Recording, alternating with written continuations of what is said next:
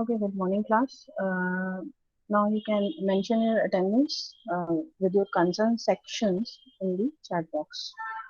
Okay, class. In the last lecture, we have already discussed कि एक company के auditor companies act के बारे में हम लोगों ने थोड़ी बात करी थी, और जो कंपनी का ऑडिटर होते हैं उनके बारे में हमने कई सारी चीजें, उनके क्वालिफिकेशंस और डिसक्वालिफिकेशंस की बात करी थी कि how an auditor can be disqualified regarding his duties, regarding his appointment. और हम लोगों ने बेसिकली बात करी थी कि कैसे एक ऑडिटर को अपॉइंट किया जा सकता है through share holders, through board of directors, through CAG, Comptroller Auditor General. Then these all the people are the in the higher management or higher authority. तो इन्हीं की रिस्पॉन्सिबिलिटी होती है कि आप ऑडिटर अपॉइंट करो और वो ऑडिटर क्वालिफाइड हो। पहले पूरी तरीके से होता है ना कि आप पूरी तरीके से असेसमेंट करके, एनालिसिस करके, चेक करके आप उस ऑडिटर को अपॉइंट करो, क्योंकि अगर आप ऐसा करने में फेल हो जाते हैं तो आपको स्पेशल रेजोल्यूशंस पास करने होते हैं, आपको एनुअल जर्नल मीटिंग लेनी होती है, और आपको गवर्नमेंट को इन्फॉर्म करना होता है कि भाई हमने जो ऑडिटर अपॉइंट किया था वो किन किन रीजंस की वजह से डिस्क्वालिफाइड हो गया है।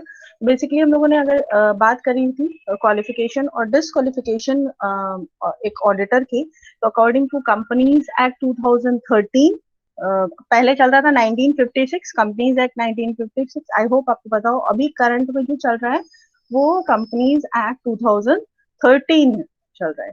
फाइन। तो कंपनीज एक्ट 2013 ही हम लोग हर बार लिखेंगे भी या बोलेंगे भी, अगर एग्जाम्स में भी आता है तो आप यही मेंशन करोगे। फाइन। और दूसरी हम लोगों ने बात करी थी एक्ट की, दूसरा एक्ट था जो चार्टेड अकाउंटेंट एक्ट 1949 था। ठीक, दोनों ही एक्ट यहाँ पर काम करेंगे। कंपनीज एक्ट 2013 इसलिए काम करता है because a company needs to be certified, a company needs to be managed, और जो भी स्टैंडर्ड्स रहते हैं इस एक्ट के उसके अकॉर्डिंग मैनेज होनी चाहिए। सेकेंडली, जब हम एक ऑडिटर को अपॉइंट करते हैं तो आप मेंशन करोगे आपका जो ऑडिटर का सर्टिफिकेशन है वो चार्टेड अकाउंटेंट के अकॉर्डिंग है या नहीं है, उनके जो पैरामीटर्स हैं, उनके जो स्टैंडर्ड्स हैं। तो दो पॉइंट थे उसमें क्वालिफिकेशन में। अगर हम लोग बात करें तो फर्स्ट था कि the auditor should be a chartered accountant. ठीक है, सबसे पहला पॉइंट है कि ऑडिटर एक चार्टेड अकाउंटेंट होना चाहिए। अब ये आप कैसे जस्टिफाई करोगे? तो ऑब्वियसली जब वो चार्टेड अकाउंटेंट एक्ट 1949 के अकॉर्डिंग जो भी मॉड्यूल्स हैं, जो भी एग्जाम्स हैं, उन्होंने क्वालिफाई किए हैं और वो एज अ चार्टर्ड अकाउंटेंट हैं। सेकेंड पॉइंट था कि उनके पास सर्टिफिकेशन होना चाहिए। यानी सारे जो चार्टर्ड अकाउंटेंट होते हैं सारे ऑडिटिंग का काम नहीं करते हैं, कुछ अकाउंट्स मेंटेन करते हैं, कुछ और टैक्सेस का काम देखते हैं, बहुत सारी और भी चीजें करते हैं। तो बेसिकली यहाँ पे बात करी जा रही है क्वालिफिकेशन में। फर्स्ट इज वो एक चार्टेड अकाउंटेंट होना चाहिए। सेकंड, उनके पास एक सर्टिफिकेशन होना चाहिए जो चार्टेड अकाउंटेंट फर्म है वो उन्हें प्रोवाइड कराएगी कि भाई ये सर्टिफाइड है एज एन ऑडिटर। ठीक, तो ये दो क्वालिफिकेशन थी। उसके अलावा हम लोगों ने बहुत सारी डिस्क्वालिफिकेशन पढ़ी थी कि अगर वो पर्सन किसी भी अदर कंपनी से कनेक्टेड है या उनका कोई रिलेटिव कनेक्टेड है। रिलेटिव के केस में बस थोड़ा सा ये होता है कि ज्यादा अमाउंट अगर इन्वॉल्व होता है, ज्यादा इन्वेस्टमेंट इन्वॉल्व होता है तो डिस्क्वालिफिकेशन होता है। बाकी हम लोग बात करेंगे उनका कोई भी रिलेटिव या कोई उनका फ्रेंड या कोई भी कहीं पे भी उनका अगर कोई कनेक्शन हो रहा है उस पर्टिकुलर कंपनी से या उस कंपनी के एम्प्लॉय से, तो उनका रिजेक्शन हो जाता है, यानी वो डिस्क्वालिफाइड हो जाते हैं as an auditor of a company. ठीक, तो ये तो हम लोगों ने लास्ट लेक्चर में बात करी। आज हम लोग बात करेंगे कि एक कंपनी के ऑडिटर के पास क्या राइट्स होते हैं, क्या पार्ट्स होते हैं कि वो uh, उनका यूज करके किस तरीके से जो भी उनके बेसिकली ऑडिटिंग का काम क्या होता है, it's just like an scanning कि आप स्कैन करते हो। आज जजमेंट देना काम नहीं होता है क्लास। ये हर बार कभी भी जो होता है कंफ्यूज करता है ना लोगों की। जब हमारे राइट्स और पावर्स हमारे पास हो जाते हैं तो हम मैनिपुलेट करते हैं चीजें, ये गलत है। यानी कि हम जजमेंट नहीं दे सकते। फॉर एग्जाम्पल जैसे जो स्कैनर होता है वो क्या करता है, आपको जस्ट स्कैन करके देता है, आपको उसमें फ्लॉज होते हैं या उसमें मिस्टेक्स होती हैं, वो आपको उसका जजमेंट या उसका वेरिफिकेशन करके नहीं देता है। सेम इसी तरह है कि आप को ऑडिटर स्कैन करके देगा, चाहे उसमें जो भी बात लिखी हो, जो भी उसको लग रहा हो, वो एज अ फेयर व्यू आपको देगा कि भाई ये एसेट्स हैं और ये एसेट्स इतनी उन्होंने डॉक्यूमेंट्स में मेंशन करी है और इतनी एसेट्स हमें एक्चुअल में दिखी है। ठीक है, तो अगर मिसमैच होता है या कभी भी उसको जो भी लगता है वो अपनी रिपोर्ट में उसको पूरी तरीके से ड्राफ्ट बना देता है और फिर जजमेंट लेना और बाकी सारी चीजें ये फर्दर काम है। ठीक, तो सबसे पहले हो गया, हम लोग पढ़ेंगे राइट्स है, पावर्स, ड्यूटीज या लाइबिलिटीज उनकी क्या क्या है। तो सबसे पहले हम लोग स्टार्ट करते हैं rights and powers of an auditor. तो राइट्स एंड पावर्स यहाँ पे लिखे हुए हैं, इनको हम लोग डीपली पढ़ेंगे आगे की स्लाइड में। First is right to access books. Second is right to obtain information and explanation. इनके sections भी दिए हैं 143(1) में। और अगर आपको याद हो, हम लोगों ने जब क्वालिफिकेशन डिस्क्वालिफिकेशन की बात करी थी तो हम लोगों ने 141 के सबसेक्शन 1 में बात करी थी। ठीक है, ये 143 है सबसेक्शन 1, जब बुक्स एक्सेस कर सकते हैं। Right to visit branch offices, access to branch accounts, right to receive notice and attend general meeting, right to make representations, right to report to members, right to sign audit report. Obviously उनके पास ये authority होती है कि वो audit report वही sign करेंगे भाई जो ऑडिटर है। Right to seeking opinion of an expert, right to receive remuneration, ये तो सबसे इम्पोर्टेंट पार्ट है। इतना सारा काम करने के बाद रेम्यूनरेशन तो बनता ही है, तो वो उनका राइट है। तो नेक्स्ट हम लोग सबसे पहले बात कर लेते हैं right to access to books of accounts and vouchers. I hope कि आप सबको पता होगा कि सबसे पहले इनिशियल लेवल पे अगर अकाउंट्स मेंटेन किए जाते हैं तो सबसे पहले आप देखते होंगे कि इनिशियल लेवल पे इनवॉइसेस बनती हैं। तो सिंपल अगर हम लोग बात करें तो वाउचर्स में एंट्री होती है। उसके बाद क्या करते हैं, फिर उनसे जनरल एंट्रीज होती है। जनरल एंट्रीज में हम लोग को पता ही है कि हम लोग दोनों अकाउंट्स को कंसीडर करते हैं। लाइक अगर हम लोगों ने कोई परचेजिंग करी, फर्नीचर की परचेजिंग करी है फॉर एग्जाम्पल, तो हम लोगों ने फर्नीचर अगर कैश खरीदा है तो कैश का एक अकाउंट बनेगा और फर्नीचर का एक अकाउंट बनेगा। फाइन, सेम इसी तरह क्या होता है, सेल करी है तो सेल का एक अकाउंट बनेगा और कैश का एक अकाउंट बनेगा। ठीक है, तो ये इस तरह से क्या हो गया, अलग अलग वाउचर्स बनेंगे, अलग अलग अकाउंट बुक्स बनेंगी। बहुत सारी अकाउंट्स की बुक्स भी होती हैं, जैसे सेल्स की अलग, सेल्स रिटर्न की अलग, परचेज की अलग, परचेज रिटर्न की अलग, आपके एसेट्स क्या क्या है, तो उसमें फर्नीचर हो गया, बिल्डिंग हो गया, सबके अलग अलग अकाउंट्स बनते हैं। तो यहाँ पे अर्निंग की बात हो रही है, तो ऑडिटर के पास पूरा राइट होता है कि वो जितने भी आपके अकाउंट्स बन रहे हैं, जितने भी आपके वाउचर्स आपने बनाए हैं, या जितनी भी आपके पास बुक्स हैं अकाउंट की से रिलेटेड, जितनी भी बुक्स हैं आपने बना रखी हैं, रजिस्टर्स बना रखे हैं, उनको वो कभी भी चेक कर सकता है, कभी भी दे सकता है, अपने पोजेशन में भी ले सकता है, यानी अपने पास रख के उसको पूरा थरली चेक भी कर सकता है, या कई बार क्या करता है वो रेंडमली चेक कर लेता है सैम्पलिंग प्रोसेस के थ्रू। हम लोग बात करी एक बार, डिस्कस किया था कि भाई सैम्पलिंग में भी यही होता है कि आप पूरी बुक नहीं चेक करते हो, आपने फॉर एग्जाम्पल आपने कोई भी एनएथ पेज नंबर, कोई भी फॉर एग्जाम्पल आपने 10th पेज यानी 10 फिर 20, यानी हर ऑल्टरनेटिव के बाद हमें 10, 20, 30 पेज नंबर पे जो भी एंट्रीज होती है हम चेक कर लेते हैं। तो इस तरह से वो क्या होता है, सारे अकाउंट बुक्स वाउचर्स को वो एनालिसिस करता है और देखता है, क्योंकि जो डॉक्यूमेंट्स उनके पास आते हैं, फॉर एग्जांपल उन्होंने आपके, और जब भी ऑडिटिंग हो रही होती है ना, मोस्ट प्रोबेबली क्या होती है कि प्रीवियस ईयर की हो रही होती है, यानी जिस ईयर में आप असेसमेंट कर रहे होते हो उसके पिछले साल की ऑडिटिंग चल रही होती है। और जो इंटरनल ऑडिटर्स होते हैं वो तो क्या होता है 3 मंथ्स में, 6 मंथ्स में, ठीक है, इस तरह से उनके क्वार्टरली, हाफ ईयरली, इस तरह से उनके ऑडिटिंग प्रोसेस चलता रहता है। इंटरनल तो चलता भी रहता है, वो इसलिए भी होता है कि कोई मिस हैपनिंग ना हो पाए। जैसे फॉर एग्जांपल अभी पीएनबी वाला हुआ, ठीक है, या बैंक्स में इस तरह की चीजें हो रही है। उससे पहले भी कोई महाराष्ट्र का कोई बैंक था, ठीक है, रीजनल रूरल बैंक था आई थिंक। तो वहां क्या हुआ था, एकदम से कुछ आपको पता चल गया कि भाई अरे इतना सारा लोन लेके इस पर्सन पर है और वो पर्सन दूसरी कंट्री में जाके स्टैब्लिश हो गया, रहने लगा। तो ऐसा कुछ होने से पहले अगर आप प्रॉपरली बार बार चेक करते रहते हो, बार बार स्कैनिंग करते रहते हो, अकाउंट्स बुक देखते रहते हो कि भाई आपका कौन पर्सन ऐसा है जिसने आपसे लोन लिए और लोन आपको वापस नहीं किए, तो बार बार जब आप चेक करते हो ना तो आपको पता चल जाता है भाई इनके ऊपर तो बहुत लोन है और इनकी सिक्योरिटीज भी कम है, इनकी एसेट्स भी उतनी नहीं है, मॉर्टगेज में भी नहीं है, सिक्योरिटीज में भी नहीं है। तो कहेंगे भाई ऐसा है, अब इनको और लोन नहीं मिलेगा जब तक ये पेड नहीं कर देते। अदरवाइज क्या हो जाता है, जिसको हम लोग बोलते हैं नॉन परफॉर्मिंग एसेट्स हो जाती हैं किसी भी ऑर्गेनाइजेशन की, बैंक की। तो वो ना होने पाए इसलिए हम रेगुलरली अकाउंट बुक्स चेक करते रहते हैं, वाउचर्स चेक करते रहते हैं, ठीक, ये सारी चीजें चेक करते हैं।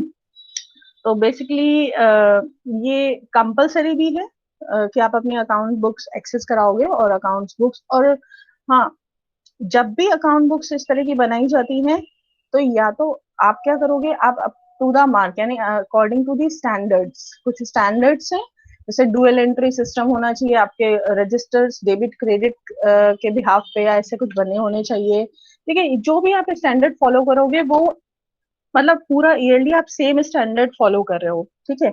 और या तो फिर आपके जो कंपनी का चार्टर्ड अकाउंटेंट है या आपकी कंपनी का जो अकाउंटेंट है जो आपके अकाउंट्स मेंटेन कर रहा है, उसको ये सब चीजें आनी चाहिए। मे बी आप हो सकता हो मैनुअल काम कर रहे हो, आपकी छोटी कंपनी है, या अगर आपकी बड़ी कंपनी है तो आप उसका सॉफ्टवेयर यूज कर रहे हो। तो अब सॉफ्टवेयर भी बहुत तरह के आने लगे हैं, मतलब टैली तो इन जनरल सबको पता ही है कि टैली, टैली ईआरपी, टैली 9, इसके अलावा भी इंडिविजुअल जो बड़े हब्स हैं, इंडस्ट्रीज हैं, वो क्या करते हैं, अपने खुद के सॉफ्टवेयर उन्होंने बना रखे हैं। वो इसीलिए बना रखे हैं ताकि ज्यादा प्रिवेसी रहे, ज्यादा कंट्रोल्ड रहे चीजें, और उनकी इंफॉर्मेशन बाहर ना जाने पाए।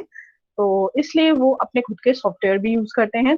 तो जब ऐसा कुछ होता है, सॉफ्टवेयर यूज करते हैं, ऐसा कुछ करते हैं, तो जो ऑडिटर होता है वो अपने साथ में एक्सपर्ट लेकर जाता है, उस पर्टिकुलर फील्ड का एक्सपर्ट, ताकि कोई भी क्लूज, कोई भी ऐसा पॉइंट ना रह जाए जो एक ऑडिटर से छूट जाए। फाइन। तो this is first right of access to books of accounts and vouchers. Second आ जाता है right to obtain information and explanation. Obviously एक ऑडिटर के पास पूरा राइट होता है कि फॉर एग्जाम्पल आपकी फर्नीचर बनाने वाली कंपनी है, आपके यहाँ फर्नीचर्स बनते हैं। अब क्या है, जब आप फर्नीचर्स परचेज करते हो, जब आप रॉ मटेरियल परचेज करते हो, तो कुछ तो आपने अपने जो ऑफिस सेटअप किया है, अपना ब्रांच ऑफिस सेटअप किया है, कुछ तो फर्नीचर आपने वहां पर भी लगाया होगा। तो कई बार क्या करते हैं लोग, वो ही फर्नीचर जाके इंक्लूड कर देते हैं, काउंट करेंगे तो वो भी इंक्लूड कर देंगे। ऑफिस टेबल जो आपने ऑफिस में अपने सेटअप कर रखी है, आपने वो भी फर्नीचर में काउंट कर दिया कि भाई ये भी हमारा फर्नीचर है। यानी उससे क्या किया आपने, एसेट्स बढ़ा ली अपनी, इन्वेंट्रीज बढ़ा ली अपनी। ठीक, तो ये सब चीजें चेक करने के लिए जो ऑडिटर होता है वो अच्छी तरीके से एक एक चीज चेक करता है, ताकि ये कंफ्यूजन ना रह जाए कि आपने तो बोला कि हमारे पास इतना फर्नीचर रखा हुआ है करंट टाइम में, और आप देख लो, और जबकि इसमें आपने अपना ऑफिस का फर्नीचर सारा का सारा ऐड कर लिया, जो इतना भी ऑफिस में चेयर्स और सारी चीजें आई थी वो सब आपने ऐड कर लिया। तो ये फेक हो जाएगा और ये गलत हो जाएगा। तो इंफॉर्मेशन भी ऑडिटर पूरी तरीके से उसको रिसोर्स करेगा, पूरी इंफॉर्मेशन एक्वायर करेगा, और साथ ही विद एक्सप्लेनेशन। ठीक, आप जो भी इनवॉइसेस उसको दोगे वो उससे रिलेटेड इंफॉर्मेशन भी आपसे मांग सकता है, और उससे रिलेटेड एक्सप्लेनेशंस भी आपसे पूछ सकता है, यानी आपसे क्रॉस क्वेश्चन या काउंटर क्वेश्चंस भी पूछ सकता है अगर उनको उसको डाउट रहता है। तो वो ऐसा करने के लिए लायबल है या एलिजिबल है। तो बेसिकली ये करने के पीछे जो ऑडिटर होता है उसका पर्पज यही रहता है कि हमें पूरी एंड तक इंफॉर्मेशन हमारे पास हो पाए, ताकि जो आपने इंफॉर्मेशन दी है उसे हम ट्रस्ट कर सके, उस पर हम बिलीव कर सके। ठीक है, तो आपने कुछ ऐसा मतलब मैनिपुलेशन या ऐसा कुछ काम ना किया हो। तो this is the second right to obtain information with explanation. Next है right to visit branch office and access to branch account. अच्छा, कई बार क्या होता है कि कंपनी बहुत बड़ी होती हैं, जैसे अगर हम लोग टाटा कंपनी, पीएनजी, यूनिलीवर ले लें, ठीक है, तो ये अपने आप में बहुत बड़ी कंपनीज है, इनकी प्रोडक्ट लाइन बहुत ज्यादा है, प्रोडक्ट की कहते हैं लेंथ, वेरिएशंस बहुत हैं प्रोडक्ट्स में।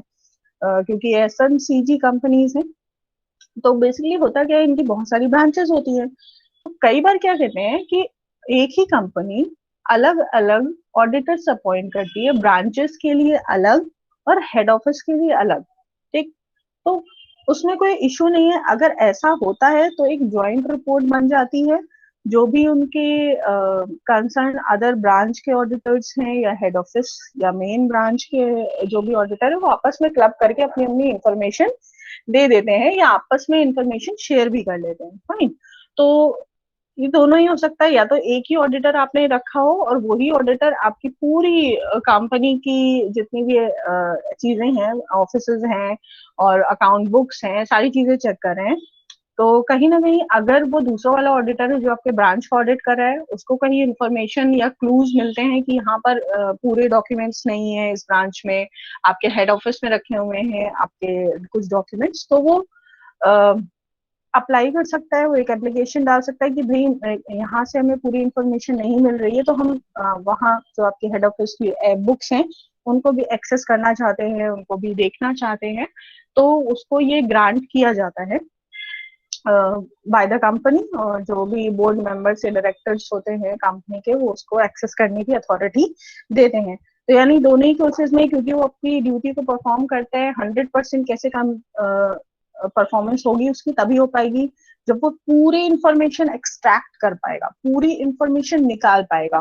ठीक है, तो ये जरूरी हो जाता है, क्योंकि कई बार क्या होता है कि मान लीजिए कोई एक मोटर व्हीकल बनाने वाली कंपनी है, ऑटोमोबाइल कंपनी है, उन्होंने क्या किया है, वो उनका कहीं पर एक प्लांट है जहाँ पे वो असेंबलिंग करते हैं।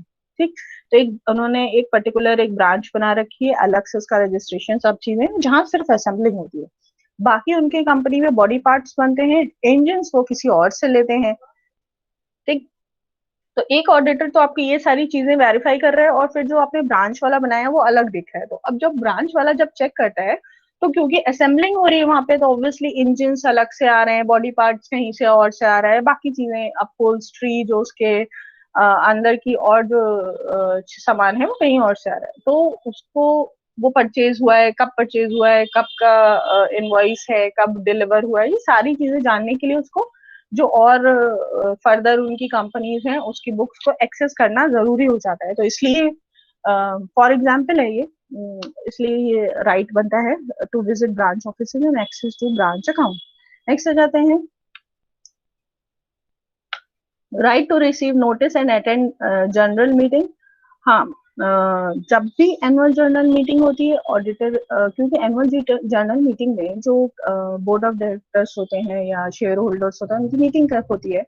ठीक, तो उस मीटिंग में आपने क्या मीटिंग के मिनट्स बनाए हैं, वो भी ऑडिटर के पास जाने चाहिए। अगर मतलब आप उनको बोलोगे कि वो आपकी जर्नल मीटिंग ज्वाइन करे या जर्नल मीटिंग अटेंड करे, वो नहीं करता है, कोई बात नहीं है, उसके अपने रीजंस हो सकते हैं, लेकिन ये रिस्पॉन्सिबिलिटी एक कंपनी की है कि वो अपने ऑडिटर को बताएगी कब वो एनुअल जर्नल मीटिंग कर रहे हो आप, उस एनुअल जर्नल मीटिंग में क्या आपके मिनट्स ऑफ मीटिंग क्या थे, यानी आपने कौन कौन से एजेंडाज पे डिस्कशन किया था, उसको बोलते हैं मिनट्स ऑफ मीटिंग।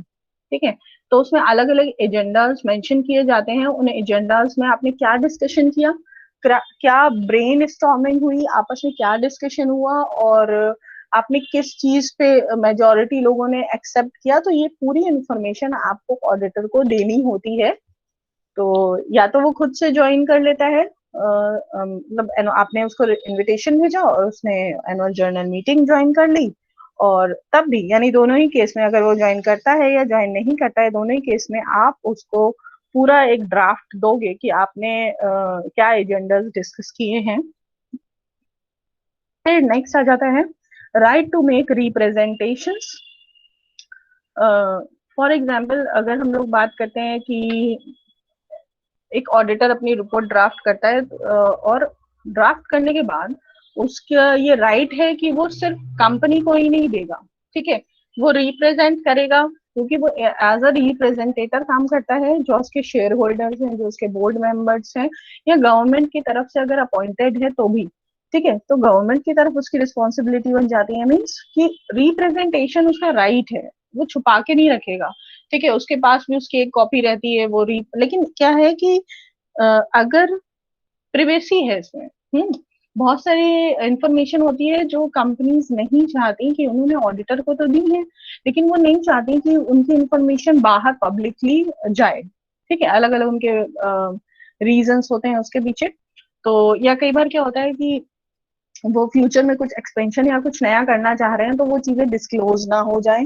तो लेकिन ऑडिटर का राइट होता है, अगर उसको डाउट्स लगते हैं, अगर उसको कुछ ऐसा लगता है तो वो रिप्रेजेंट कर सकता है, उसके पास ये राइट है अगर उसको डाउट्स होते हैं। ठीक है, और ये राइटिंग में होता है रिप्रेजेंटेशन, यानी रिटन में होता है, और वो अपनी जो फाइल्स होते हैं वो सेंड कर सकते हैं।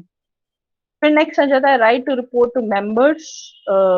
ये कई बार होता है कि कुछ मेंबर्स को साइलेंट मेंबर्स या स्लीपिंग मेंबर्स मान लिया जाता है एक ऑर्गेनाइजेशन में, लेकिन ऑडिटर का ये राइट होता है, ऑडिटर के पास ये राइट है कि वो जितने भी मेंबर्स हैं उस ऑर्गेनाइजेशन में उन सारे मेंबर्स को इन्फॉर्म करे कि भाई, या अगर वो खुद वो मेंबर खुद जानना चाहता है कि भाई क्या चल रहा है, जो कंपनी के स्टेटमेंट्स हैं, कंपनी के अफेयर्स हैं, कितनी एसेट्स बढ़ गई, क्या डाउट्स हैं, तो वो अगर खुद से भी जानना चाह रहे हैं जो मेंबर्स हैं, तो कहीं ना कहीं जो ऑडिटर है उसका राइट बनता है, वो दे सकते हैं उन मेंबर्स को, वो रिपोर्ट सबमिट कर सकता है या उनको उनके साथ डिस्कस कर सकता है, उनको बता सकता है, क्योंकि सारे मेंबर्स का इक्वल राइट होता है इसलिए। और कई बार कंपनीज करती हैं, कई मेंबर्स को उन्होंने मेंबर तो बना रखा होता है लेकिन वो स्लीपिंग मेंबर्स उनको मान लेती हैं कि भाई आपको कोई डिसीजन नहीं लेना है, आपको मीटिंग्स नहीं अटेंड करना है, बस आप हो एज अ मेंबर। ठीक है, तो लेकिन ऑडिटर का ये राइट है कि अगर वो मेंबर पूछते हैं कुछ उससे तो वो अपनी जो भी रिपोर्ट उनने सबमिट करी है वो रिप्रेजेंट कर सकता है उन मेंबर्स को भी। फाइन, नेक्स्ट आ जाता है right to sign audit report. अगर वो ऑडिटिंग उस ऑडिटर ने करी है, यानी वो पूरा प्रोसेस उस ऑडिटर ने किया है या थोड़ा भी किया है, कहीं ना कहीं उसका पार्ट रहा है, तो उसका ये राइट बनता है, ठीक है, कि वो ऑडिट रिपोर्ट वो ही साइन करेगा। जैसे फॉर एग्जांपल अगर हम लोगों ने जो जॉइंट ऑडिटर्स की टीम बनाकर ये काम कराया, उसमें आपने एक ही ऑडिटर से साइन करा लिए जबकि और भी ऑडिटर्स थे, तो ये गलत है। यानी सारे ऑडिटर्स जो हैं, जो आपकी कंपनी की ऑडिट रिपोर्ट बना रहे हैं, जिन्होंने कंक्लूड किया है, जिन्होंने पूरा प्रोसेस किया है, वो कहीं ना कहीं उनकी पूरी ये रिस्पॉन्सिबिलिटी बनती है कि राइट भी है उनका कि वो ऑडिट रिपोर्ट साइन करें।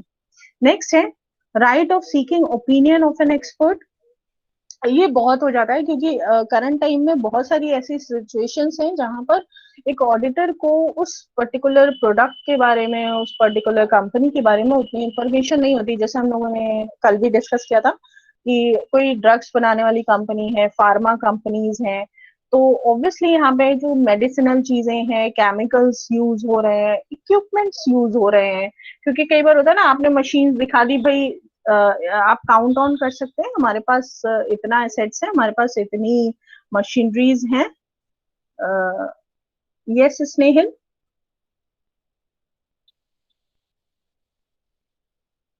मैम वो बीच बीच में आपकी आवाज कट रही थी इसलिए मैंने एंड्रेस किया था। Okay okay okay, thank you, thank you for it.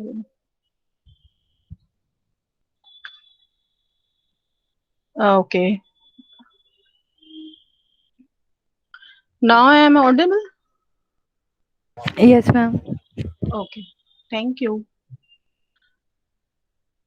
Okay, we are talking about right to sign audit report. Then next we are on the 8th point, right of seeking opinion of an expert.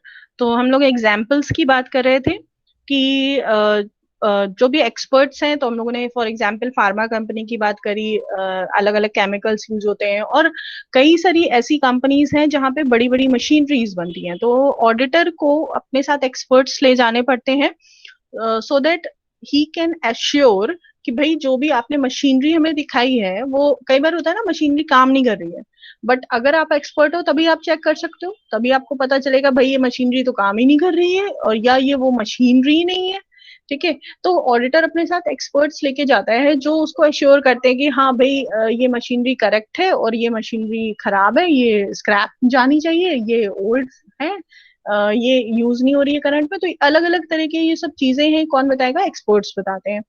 और या कई बार क्या होता है कि auditor को और भी कुछ अगर लीगल इंटीमेशन चाहिए होते हैं, लीगैलिटी के बारे में और कोई इन्फॉर्मेशन चाहिए होता है, फॉर एग्जाम्पल एक्सपोर्ट की बात हो रही है, बहुत सारी ऑर्गेनाइजेशन है जो एक्सपोर्ट करती हैं, तो एक्सपोर्ट के भी अलग अलग अपने रूल्स रेगुलेशन है। आप अदर कंट्रीज में एक्सपोर्ट करते हो तो कुछ उनके भी रूल्स रेगुलेशंस, जो स्टैंडर्ड्स है ना, क्वालिटी को लेके स्टैंडर्ड्स हैं। या फॉर एग्जाम्पल अगर छोटा सा एग्जाम्पल हम लोग बात करें, अपने कानपुर में भी आप देखते हो ना, बहुत सारे फॉरेन ब्रांड्स हैं, यहाँ स्पेन के ब्रांड्स हैं और बहुत और अलग अलग ब्रांड्स हैं, टॉप ब्रांड्स में भी कई ब्रांड्स हैं अपने यहाँ मॉल्स में। तो अगर आप वहां देखोगे तो वहाँ साइजेस में भी बहुत डिफरेंशिएशन रहता है। जैसे हम लोग ने जो अभी तक देखा है, स्मॉल, मीडियम, लार्ज, ठीक है। अब आप देख रहे हो कि एक्स्ट्रा स्मॉल भी आता है और एक्स्ट्रा मतलब excel, double excel, triple excel भी आता है। तो अब आप देख रहे हो ना, साइजेस में बहुत वेरिएशंस हो गए हैं। अब उन साइजेस के वेरिएशन आप देखते हो कि अलग अलग रहते हैं, यानी कुछ किसी कंपनी का आप जब प्रोडक्ट परचेज करते हो तो उनका एक्स्ट्रा स्मॉल मीडियम के बराबर होता है। तो ये जो वेरिएशंस है ना, या उनका जो मीडियम साइज होता है, हाँ, वो किसी और साइज के बराबर होता है। तो ये क्या होता है, अलग अलग जो जिस कंट्री का वो प्रोडक्ट होता है ना, उस कंट्री में साइजेस कहाँ से स्टार्ट हो रहे हैं। जैसे अपने इंडिया में तो एक्स्ट्रा स्मॉल चलता है, बहुत सारी और कंट्रीज हैं जहां एक्स्ट्रा स्मॉल नहीं, जहां मीडियम से स्टार्ट होता है वहां स्मॉल भी नहीं चलता, ठीक है। तो ये उनकी फिजिकलिटी उन जगह की, कंट्रीज के लोगों की डिपेंड करती है। तो अगर इस तरह के मान लो गारमेंट लाइन में या एक्सपोर्ट में अगर ऑडिटर जाता है चेक करने, तो ऑडिटर अपने साथ कोई एक्सपर्ट लेकर जाता है। वो एक्सपर्ट इसीलिए लेके जाता है ताकि वो वेरीफाई कर सके कि भाई इन्होंने हमें स्मॉल कितने साइज दिखाए, मीडियम कितने दिखाए, तो इनके पास इन्वेंट्री इतनी है, क्वांटिटी इतनी है, लेकिन क्या एक्चुअल में वो क्वांटिटी है, ठीक है। तो ये सारी चीजें वेरीफाई करने के लिए फिर बहुत सारे लीगल इश्यूज भी होते हैं जब हम एक्सपोर्ट कर रहे होते हैं। तो इन सारे इश्यूज में कहीं ना कहीं वो ये चाहता है ऑडिटर कि उसको पूरी इंफॉर्मेशन वो एक्सट्रैक्ट कर पाए, पूरी इंफॉर्मेशन वो निकाल पाए। इसलिए वो ट्राई करता है एक्सपर्ट्स को, सजेस्ट एक्सपर्ट के जो सजेशंस होते हैं उनको लेता है। फाइन। तो नेक्स्ट लास्ट पॉइंट है ये राइट्स का, राइट टू रिसीव रेम्यूनरेशन। ओ, ये तो बहुत ही जरूरी है भाई, इतना सब कुछ, इतनी सारी मेहनत करने के बाद एक ऑडिटर का राइट बनता है कि आप उसको रेम्यूनरेट करोगे। रेम्यूनरेशन मींस जो भी सर्विसेज एक ऑडिटर ने आपकी कंपनी के लिए दी है, आपको कंपनी को अवेल कराई है, तो एक ऑडिटर का राइट बनता है, जो भी रेम्यूनरेशन तय किया गया है, जो भी रेम्यूनरेशन की बात हुई है, उसके अकॉर्डिंग आप उसको रिसीव कराओ रेम्यूनरेशन। और ये दोनों तरह से होता है। कई बार क्या होता है कि कुछ रेम्यूनरेशन मतलब आप पार्ट पेमेंट भी करते हो, और मोस्टली क्या होता है कि जब आप पूरा अपनी रिपोर्ट्स बना देते हो, सारी चीजें कर देते हो, तो अब आप अपना बिल सबमिट करते हो कि मैंने ऐसे किसी एक्सपर्ट की हेल्प ली थी या मैंने इतना ट्रैवल किया था, तो सारी चीजों का उसको कंपनसेशन मिलता है रेम्यूनरेशन में। अगर हम लोग कई बार आप देखते हो ना कि कई जगह सैलरी वर्ड यूज होता है, कई जगह रेम्यूनरेशन वर्ड यूज होता है। तो बेसिकली जब हम रेम्यूनरेशन वर्ड यूज करते हैं तो इसका मतलब ये भी हो गया कि आपने जिस पर्सन की सर्विसेज ली है, आप उसको जो भी उसकी सर्विसेज के बिहाफ पे दे रहे हो, उसके अलावा जो भी आपने उसको ट्रैवल के लिए दिया है, यानी जितनी भी चीजें, फूड के लिए दिया है, जो भी अमाउंट दिया, यानी ओवरऑल जो पूरा पैसा जिसको बोलेंगे उसको बोलेंगे रेम्यूनरेट करना या रेम्यूनरेशन देना। तो class these are 9 rights of an auditor, और ये सारे के सारे बहुत इंपॉर्टेंट हैं। कोई भी ऐसे नहीं है, टफ नहीं है। अगर आप थोड़ा सा भी मतलब असेसमेंट करोगे तो सारे ही बहुत आसान है, आप लिख सकते हो। तो नेक्स्ट आ जाते हैं, अब हम लोग बात करते हैं ड्यूटीज। ये तो राइट्स हो गई कि जिसको हम लोग कहते हैं ना पावरफुल राइट्स हो गई, कि ये पावर है, अथॉरिटी है इनके पास इनको करने के लिए। क्योंकि जब भी हम लोग मैनेजमेंट में बात करते हैं ना, दो चीजों की बात करते हैं, अथॉरिटी एंड रिस्पॉन्सिबिलिटी। अगर आप लोगों ने स्टार्टिंग में मैनेजमेंट के फंक्शंस पढ़े हो, उनमें अथॉरिटी एंड रिस्पॉन्सिबिलिटी दोनों ही आते हैं। बिकॉज अगर आपको किसी चीज के लिए ऑथोराइज किया जा रहा है, ठीक है, तो अथॉरिटी के साथ आपको कुछ पावर्स दी जाती है, ठीक है, और उसके साथ में आपकी रिस्पॉन्सिबिलिटी बढ़ जाती है, यानी आपकी अकाउंटेबिलिटी बढ़ जाती है, ठीक। तो हम लोग यहाँ पर हम लोगों ने अथॉरिटेरियन चीजों की बात कर ली है। नेक्स्ट अब हम लोग बात करते हैं ड्यूटीज क्या है एक ऑडिटर की, जो उसे अपने जब भी वो ऑडिट करता है तो उसे अपने ये सारी की सारी ड्यूटीज कंप्लीट करनी होती है। फाइन।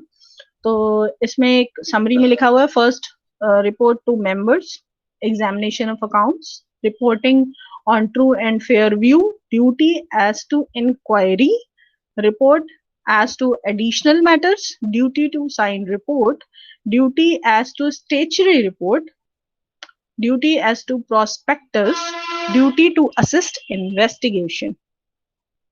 तो सबसे पहले हम लोग बात कर लेते हैं रिपोर्ट टू मेंबर्स। इसका सेक्शन है वो सेक्शन 143 का सबसेक्शन 2।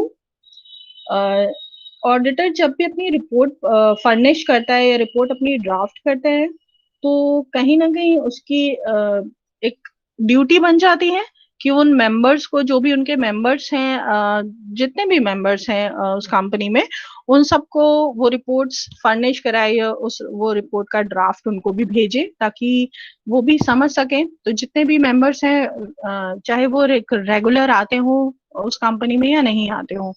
तो इसमें ये जो 3 पॉइंट्स हैं, on the accounts examine by him, on the balance sheet and profit and loss account, on every other document declare by the act.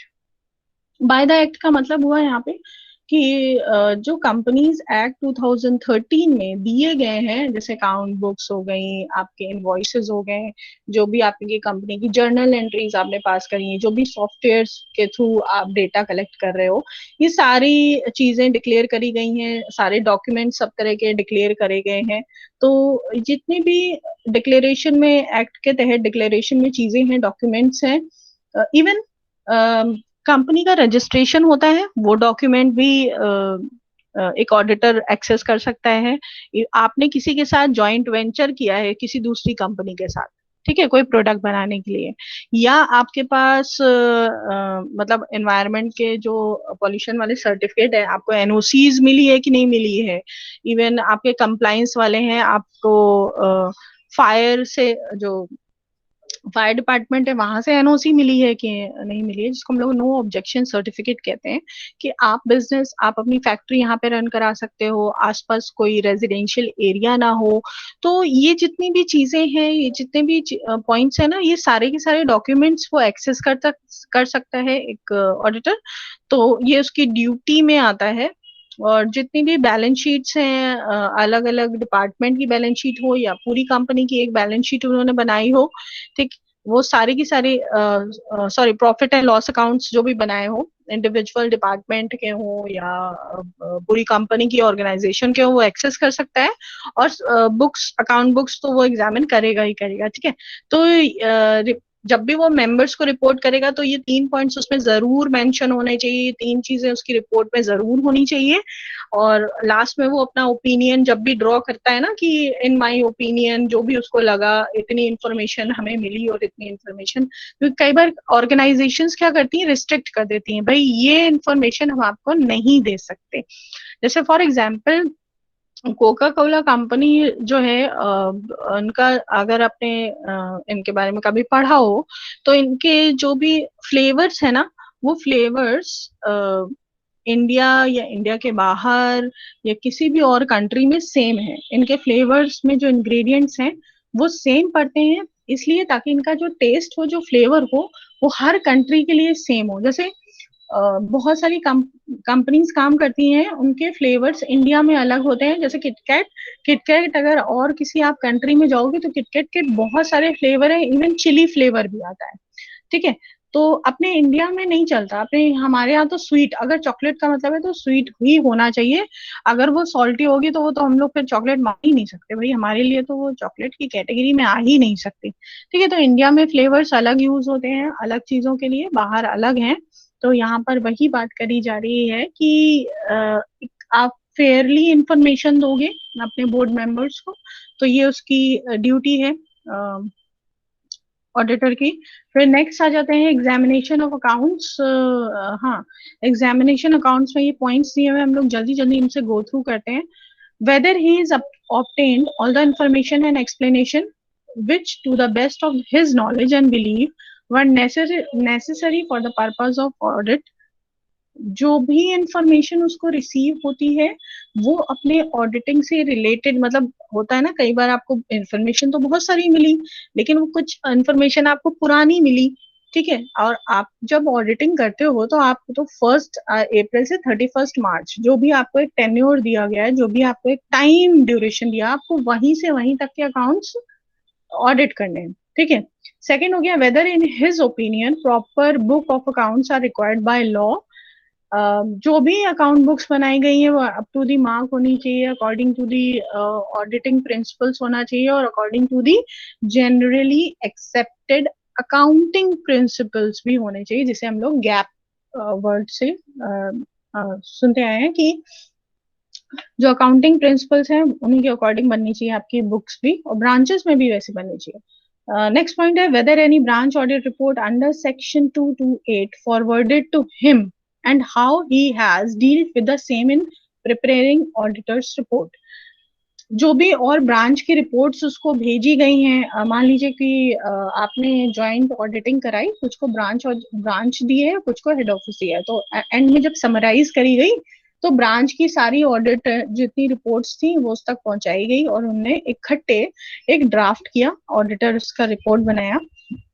Next आ जाते हैं whether the company's balance sheet and profit and loss account dealt with the report are in agreement with the books of accounts and returns, ठीक है। वो ये भी check करेगा कि जो भी एग्रीमेंट्स हैं और जो भी प्रॉफिट एंड लॉस अकाउंट है वो मैच कर रहा है कि नहीं मैच कर रहा है। आपने बोला आपके शेयर होल्डर्स इतने हैं, आपने नए इशू इतने किए, आपके डिवेंचर्स इतने हैं, आपकी कैपिटल आपने इतनी लगाई है, तो ये सारे जो चीजें हैं, ये सारे पॉइंट्स हैं, वो आपके एक्चुअल बैलेंस शीट या प्रॉफिट एंड लॉस को के फिगर को डिपिक्ट कर रहे हैं या नहीं, ये चेक करना। नेक्स्ट है weather in his opinion the balance sheet and profit and loss account comply with the accounting standard।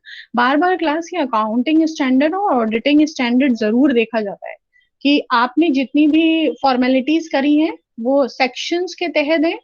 दूसरा, अकॉर्डिंग टू द प्रिंसिपल्स काम कर रहे हैं कि नहीं कर रहे हैं। जैसे फॉर एग्जांपल जो फायर फाइटर्स होते हैं, उन जब वो आते हैं ना कहीं पे, मान लो आग बुझाने आ रहे हैं कहीं पर, तो वो क्या करते हैं, पूरे प्रिकॉशन के साथ आते हैं, यानी मास्क लगाएंगे और सारी चीजें। क्यों करते हैं वो? इसीलिए करते हैं ना ताकि उनके साथ कुछ मिस हैपनिंग ना हो जाए।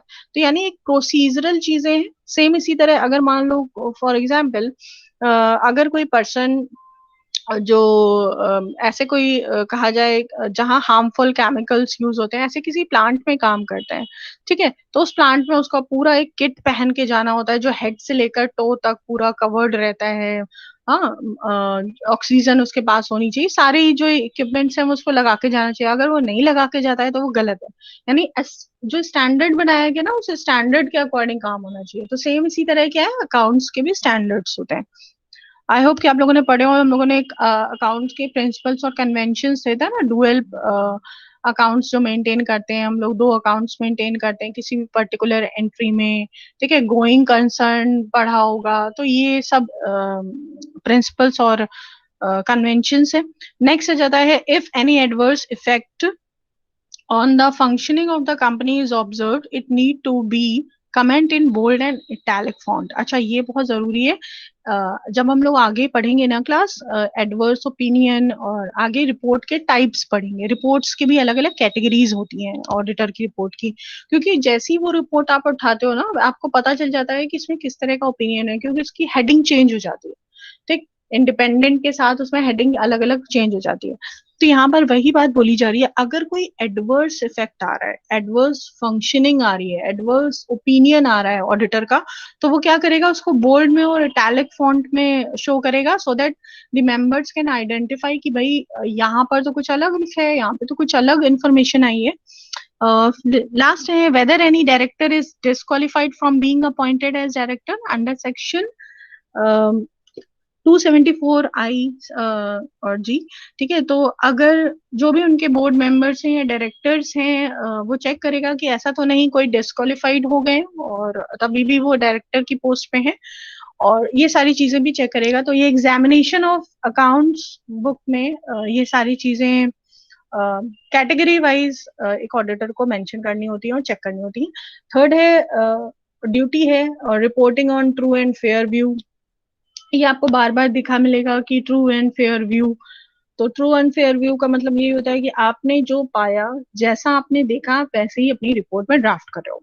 तो प्राइमरी ड्यूटी जो ऑडिटर की होती है वो अपना ओपिनियन एक्सप्रेस करना, और मिनिमम डिस्क्लोजर रिक्वायरमेंट का जो सेक्शन 6 शेड्यूल 6 में दिया हुआ है कि मिनिमम डिस्क्लोजर यानी जो भी जितना भी बोला गया है, भाई इतनी तो इन्फॉर्मेशन आपको निकाल के लानी ही लानी है। अगर जो मैनेजमेंट है वो मना कर रहे हैं कि हम आपको अपनी पर्सनल इन्फॉर्मेशन नहीं देंगे, स्टिल कुछ तो मिनिमम डिस्क्लोजर की कैटेगरीज बनाई है कि क्या कितनी एसेट्स हैं उस ऑर्गेनाइजेशन की। आप ये मत बताओ कि अलग अलग कैटेगरीज में कितनी एसेट्स हैं, डिस्क्लोज मत करो, लेकिन एटलीस्ट ये बताओ कि आपके पास कितनी एसेट्स हैं। क्योंकि अगर शेयर होल्डर्स आपकी कंपनी में इन्वेस्ट करना चाहते हैं और उनको यही ना पता हो कि इस ऑर्गेनाइजेशन की कितनी एसेट्स है, तो वो कैसे इन्वेस्ट करेंगे। तो minimum disclosure according to schedule 6 ये उसकी ड्यूटी है कि मिनिमम डिस्क्लोजर करे। कुछ पॉइंट्स हैं, they are drawn up according to exact legal requirement, यानी एग्जैक्ट जो स्टैंडर्ड है या लीगल रिक्वायरमेंट है कंपनीज एक्ट 2013 के तहत, उसके अकॉर्डिंग होना चाहिए। They shown the financial position and profit and loss without any distortion, बिना किसी फेक इंफॉर्मेशन के, मैनिपुलेशन के, इन्फ्लुएंस के। आप एग्जैक्ट पोजीशन बताओगे कि जितना इन्होंने प्रॉफिट एंड लॉस अकाउंट में लिखा है उतने डॉक्यूमेंट्स आपको मिल गए कि नहीं। ठीक है, जितनी एसेट्स इन्होंने बोली उतने एसेट्स की आपके पास डॉक्यूमेंटेशन प्रूफ्स हैं या नहीं। नेक्स्ट है, they do not contain any misstatement as to income और एक्सपेंसेस, यानी इनकम और एक्सपेंसेस के कोई भी मिस स्टेटमेंट्स नहीं होने चाहिए। Then they have generally accepted principles of counting have consistently, यानी जितने भी आपके फाइनेंशियल स्टेटमेंट्स हैं जिसमें प्रॉफिट एंड लॉस और बैलेंस शीट दोनों आता है, वो गैप के अकॉर्डिंग होना चाहिए, जनरली एक्सेप्टेड अकाउंटिंग प्रिंसिपल्स के अकॉर्डिंग बनना चाहिए। नेक्स्ट है, all necessary information is made available to shareholders. ये बहुत जरूरी हो जाता है क्योंकि जितनी भी इंफॉर्मेशन शेयर होल्डर्स को चाहिए आप वो प्रोवाइड कराओ। ठीक है, जो उनके लिए नीडेड हो, उनके लिए जरूरी हो। Duty as to inquiry, obviously जो ऑडिटर होता है उसका अच्छा, हम लोग यहाँ पे इंक्वायरी वर्ड देख रहे हैं।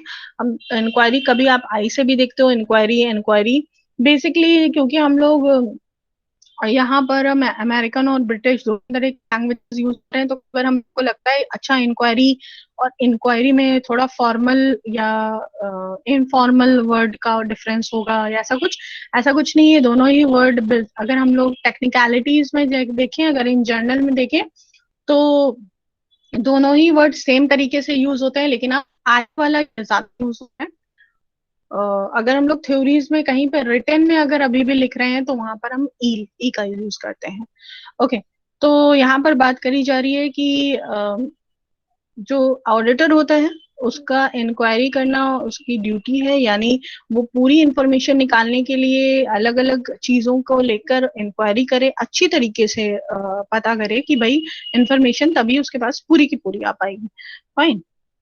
फिर तो इसमें जैसे बहुत सारे एग्जाम्पल दिए, ट्रांजैक्शन से रिलेटेड इंक्वायरी, जो भी इन्वेंट्री है उससे related inquiry, loans and advances, ये बहुत जरूरी होता है लोन्स एंड एडवांसेस क्लास, क्योंकि ये बढ़ जाते हैं तो फिर बाद में बैंकरप्ट होने की नौबत आ जाती है, नीलाम लिक्विडेशन की नौबत आ जाती है, तो इंक्वायरी करना बहुत जरूरी है। और अगर किसी कंपनी ने अपने पर्सनल एक्सपेंसेस किए हुए हैं उसमें, ठीक, तो ये भी मतलब इस बारे में भी जानकारी हासिल करना एक ऑडिटर की रिस्पॉन्सिबिलिटी में आता है। ठीक, तो ये सारी इंक्वायरी से रिलेटेड ड्यूटी है एक ऑडिटर की। फिर नेक्स्ट हो जाता है report as to additional matters. हाँ, एडिशनल मैटर्स भी बहुत जरूरी हैं।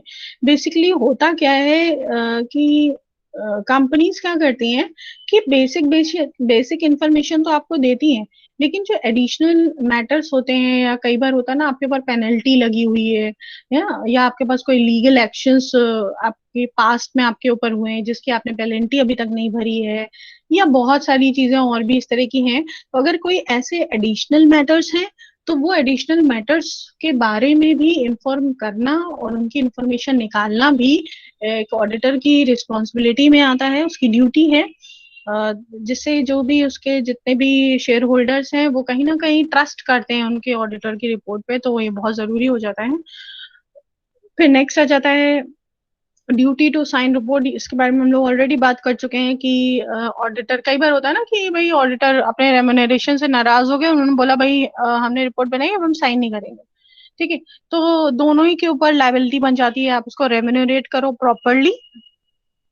और ऑडिटर का की राइट भी है, पावर भी है, अगर कोई मना करता है तो वो अथॉरिटेरियन उस पर साइन कर सकता है, और कई बार अगर वो खुद से भी ये जेस्चर नहीं कर रहा है तो भी उसकी ये रिस्पॉन्सिबिलिटी है कि वो अपनी बनाई गई रिपोर्ट वो ही साइन करेगा। फिर नेक्स्ट है duty as to statutory report. Statutory report एक एक कंपल्शन होता है, यानी हर साल आपको एक उस ऑर्गेनाइजेशन की एक रिपोर्ट ड्राफ्ट करनी ही होती है, तो ये स्टेचुरी रिपोर्ट बोलते हैं। ठीक, जिसमें आपको शेयर्स के बारे में, कैश के बारे में, रिसिप्ट, पेमेंट्स के बारे में, ये तीन तो मतलब बहुत जरूरी इंफॉर्मेशन है जो होनी चाहिए एसेट्स और सारी चीजों के बारे में। तो एक ऑडिटर की रिपोर्ट, स्टेचुरी रिपोर्ट बनाना कंपनीज ऑडिटर की ड्यूटी में आता है। ठीक है, वो मना नहीं कर सकता, वो डिनाई नहीं कर सकता। Duty as to prospectus according to section 56 deals with matters to be stated and the reports that is to be set out in the prospectus। यानी कई बार ऑर्गेनाइजेशन क्या करती है, तो न्यूज़पेपर में अपना रिपोर्ट पब्लिश कर देती हैं, या कई बार उनके खुद के जो जर्नल्स निकलते हैं उसमें निकाल देते हैं, रिपोर्ट्स निकालते हैं। एनुअल उनकी कहते हैं ना, एनुअल बुक पब्लिश हुई, उसमें उन्होंने, या एनुअल प्रोस्पेक्टस पब्लिश हुआ है जिसमें वो बताते हैं ना हमारे नए प्रोडक्ट्स ये आ रहे हैं, तो उसमें उनको, उनकी ये रिस्पॉन्सिबिलिटी है कि उसमें वो रिपोर्ट पब्लिश करेंगे। और ऑडिटर की ये ड्यूटी में आता है कि वो ये देखे अकॉर्डिंग टू सेक्शन 56 कि भाई इन्होंने ये रिपोर्ट मतलब पब्लिश करी है या नहीं करी है। वो पब्लिकेशन जरूरी हो जाता है, क्योंकि शेयर होल्डर्स को कैसे पता चलेगा कि आपकी प्रॉफिट एंड लॉस और बैलेंस शीट कैसा काम कर रही है, कैसे चल रही है। फिर आ जाते हैं हम लोग नाइन्थ लास्ट में, यहाँ से ये ड्यूटी टू असिस्ट इन्वेस्टिगेशन। हाँ, अगर अलग अलग चीजों के को लेकर इन्वेस्टिगेशन चल रहा है, उस कंपनी का इन्वेस्टिगेशन चल रहा है, तो ऑडिटर की ये ड्यूटी बनती है कि जो इन्वेस्टिगेटर्स हैं उन्हें असिस्ट करे। जैसे कई बार होता है ना, आप ऑडिट तो कर रहे हो और ऑडिटिंग आपने करी है, लेकिन कोई एक ऐसी चीज, कोई ऐसा क्लू मिल जाता है, कंपनी बैंकरप्ट हो जाती है, तो ऐसे किसी केस में ऑडिटर की रिस्पॉन्सिबिलिटी बनती है कि वो इन्वेस्टिगेटर्स को, जो सेंट्रल गवर्नमेंट या जो भी मतलब बाय द कोर्ट अपॉइंट किए गए हैं, उनकी हेल्प करे, उन्हें असिस्ट करे for the purpose of drafting the report, ताकि वो भी अपनी रिपोर्ट ड्रॉ कर सके। तो ये जरूरी हो जाता है। आई होप ये लास्ट ड्यूटी है। अच्छा, इसके बाद ये scope of duties of auditor है। ये यहाँ पर स्कोप का मतलब हो गया कि किस एंड तक, कहाँ तक एक ऑडिटर की ड्यूटी में आता है, कितना स्कोप आता है। तो हम लोगों ने बात कर ही ली है, अकाउंट्स बनाना, अकाउंट्स को एग्जामिन करना, ट्रू एंड फेयर व्यू दिखाना बिजनेस का, उनके बैलेंस शीट का, इन्वेस्टिगेशन में हेल्प करना, यही सारी चीजें उनके स्कोप में भी आती हैं, जो उनकी ड्यूटीज को परफॉर्म करने के लिए जरूरी होते हैं। और वो एक्सपर्ट के ओपिनियन या एक्सपर्ट की हेल्प भी ले सकते हैं अपनी ड्यूटीज को परफॉर्म करने के लिए, ये इनके राइट में भी है। तो आज यहीं तक है क्लास। आई होप कि आपको ये क्लियरली समझ आया होगा। एंड सबने अपनी अटेंडेंस मार्क कर दी है? ओके, नहीं कर class, please do mention your attendance in the chat box with the section. Okay, Raksha, yes. Next, Shifali, Vaishnavi, yes. Ashwin, Anuj, Snehal, Jaya, Taiba, Preeti, Suman, Sneha, Sakshi, Anshul, Sadhana, Shivani, Tulika. Next, Preeti Rajput, yes. Vivek, Anshul, Shruti,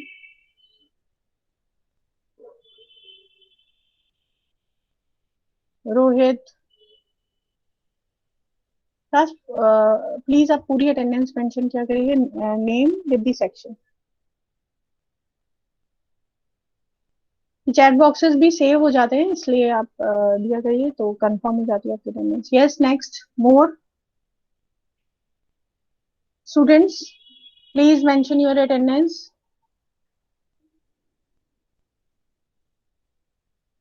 आज्ञा, आज्ञा बेटा, mention your attendance. आज्ञा, अंशिका, हर्षिता, मीरान, पूजा। Ma'am. Yes, yes. Just mention your attendance. I'm asking for the attendance. जिन्होंने अभी तक नहीं दिए, please do mention your attendance in the chat box with these sections. Shreya,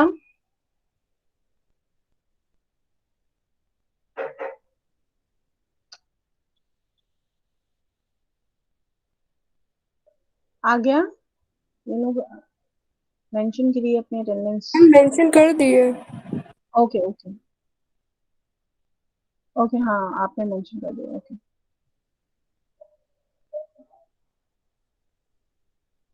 किसी को कोई डाउट्स या क्वेश्चंस है तो आप पूछ सकते हैं। Besides this, hurry up class, mention your attendance. Okay, Rohit, Anshika, Harshita, rest अभी तक काफी लोगों ने नहीं करी है।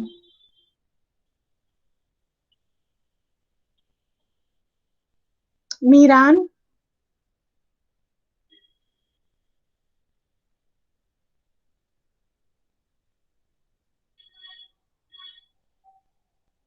Sweety,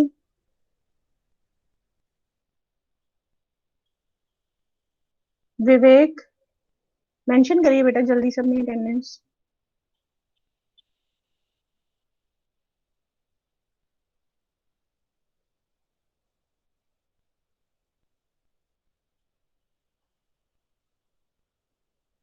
thank you ma'am.